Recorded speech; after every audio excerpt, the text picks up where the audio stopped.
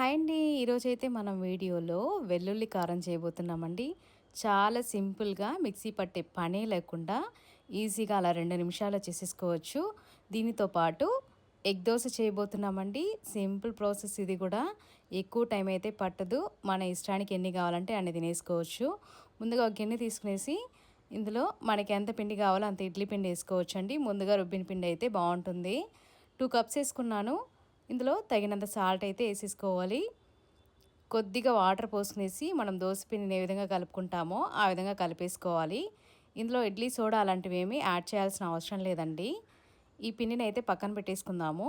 Stove on చేసుకునేసి దోశ తవా పెట్టేసుకునేసి ఇందులో కొద్దిగా ఆయిల్ అయితే అప్లై చేసుకుందాము. పాత దోశ తవా అయితే కొద్దిగా ఆయిల్ పోసుకోవాలి. కొత్తదైతే జస్ట్ వాటర్ అలా స్ప్రింకిల్ చేసుకునేసి అలా ఆనియన్తో రుద్దుకుంటే చాలండి. మనకి ఎంత పెద్ద దోశ కావాలో దానికి తగ్గట్టుగా దోసపిండి అయితే పోసేసుకుందాము. దీన్ని స్ప్రెడ్ చేసుకునేసి ఇందులో నేను ఒక ఎగ్ తీస్తున్నానండి. ఎగ్ కొట్టి అయితే పోసేసుకోవాలి. దీన్ని బాగా మొత్తానికి పట్టేలాగా ఒక స్పూన్తో అయితే ఈ విధంగా కలుపుకునేద్దామండి. ఇందులో పైన అయితే చిన్నవిగా తరిగిన ఆనియన్స్ అయితే వేస్తున్నాను. ఇందులోనే చిల్లీ పౌడర్ అండి. మీకు కావాలంటే పెప్పర్ పౌడర్ కూడా వేసుకోవచ్చు. పైనే సాల్ట్ కూడా చల్లుకోవచ్చు. చిన్నవిగా తరిగిన కొత్తిమీర తరిగైతే వేసేసుకుందాము.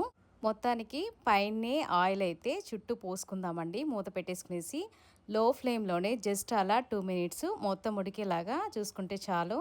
ఇందులోగా ఒక చిన్న రోల్ అయితే తీసుకున్నాను. ఇందులో 1 స్పూన్ వరకు జీలకర్ర, 5 వెల్లుల్లి స్కిన్తో కూడా వేస్తున్నానండి.